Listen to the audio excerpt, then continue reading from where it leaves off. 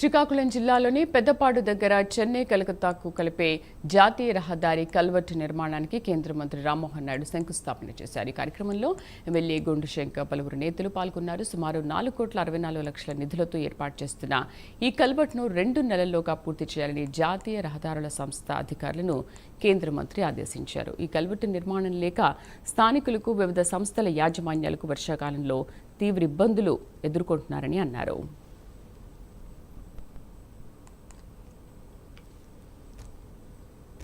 Highway ఏదైతే NH16 మనకి ప్రధానంగా చెన్నై నుంచి కోల్కతా వెళ్తున్నటువంటి హైవే ఉందో ఆ యొక్క హైవే పాయింట్ దగ్గర చాలా వరకు వాటర్ లాగింగ్ తాలూకా సమస్య ఎన్నో సంవత్సరాల నుంచి ఉండేది.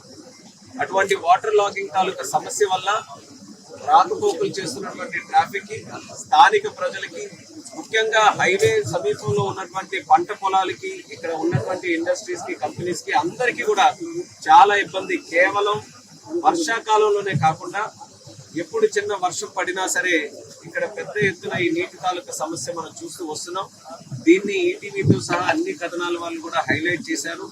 ఈ యొక్క సమస్యని ప్రయారిటీగా తీసుకొని NHAIలతో మాట్లాడి ఎట్టి పరిస్థితుల్లో దీనికి కేవలం టెంపరరీ సొల్యూషన్ కాకుండా ఒక పర్మనెంట్ సొల్యూషన్ మనం అందించాలనే ఆలోచనతో NHAI వాళ్ళతో సుదీర్ఘంగా చర్చ జరిపి కేంద్ర మంత్రి గారు గడ్కరీ గారు కూడా తెలియజేస్తే ఈరోజు 4,64,00,000 రూపాయలతో ఇక్కడ ట్రైన్స్ ని కూడా వెడల్పు చేసి ఒక సైడ్ నుంచి ఇంకో సైడ్ కి ఎంత వరకు కెపాసిటీ వాటర్ లాగింగ్ అక్కడ అవుతుందో అది ఎక్కడా కూడా ఉండిపోకుండా దాన్ని పూర్తిగా స్ట్రీమ్ లైన్ చేస్తూ ఈ యొక్క డ్రైన్స్ అన్నింటినీ కూడా కన్స్ట్రక్ట్ చేయడం జరుగుతుంది.